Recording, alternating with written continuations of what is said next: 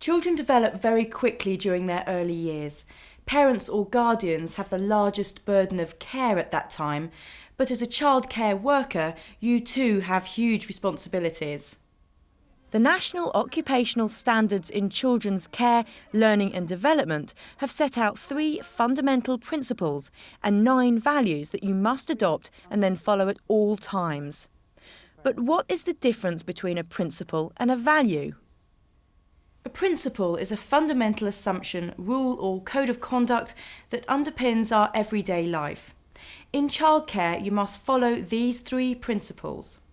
The welfare of the child is paramount. Practitioners contribute to children's care, learning and development, and this is reflected in every aspect of practice and service provision. Practitioners work with parents, guardians and families who are partners in the care, learning and development of their children, under the child's first and most enduring educators. A value is something we think is desirable or valuable and that we prioritise in our daily lives, like respecting others and the environment. Different cultures have different sets of values or value systems. Childcare has its own value system.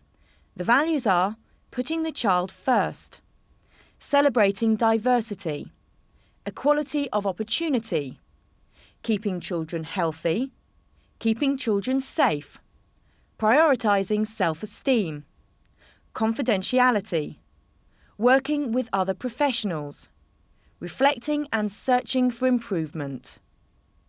In this video, we're going to consider each of these fundamental principles and values in turn and examine what they mean for you, for children and for their families.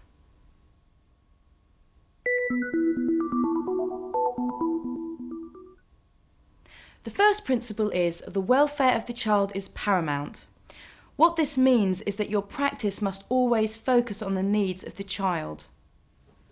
Sometimes it's very easy to put ourselves first. What's the matter? What's the matter? Listen, go and play with Hannah, okay? I don't have time at the moment. Go. But remember that young children are completely dependent on you to do what's best for them. Put children first by treating their opinions and concerns seriously. Show compassion and sensitivity. Be aware that your body language can give away what you're really feeling. On no account must you slap, smack, shake or humiliate a child. Besides going against the first principle of childcare, it is also abuse. As the responsible adult, it is your job to remain in control of every situation while respecting the child.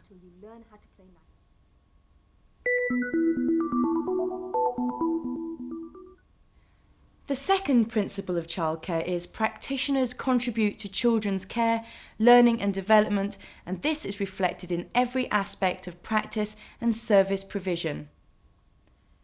Children learn more and faster in their earliest years than at any other time. By supporting their learning and development during this period, you help to lay the foundations for the characteristics, abilities and skills that they show in later life.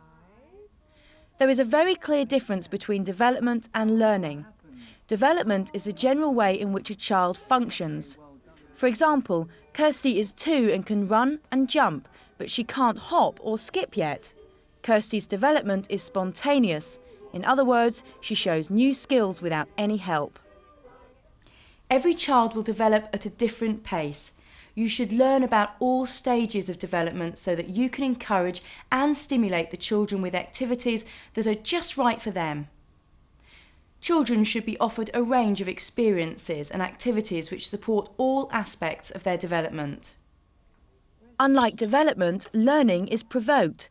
This means that a child is shown how to do something or solve a problem. For example, Kirsty has learnt how to throw and catch a beanbag. Children learn best when you have high expectations of them and when you are positive, warm and supportive. Remember to praise children for the effort they are making, even if the result isn't perfect.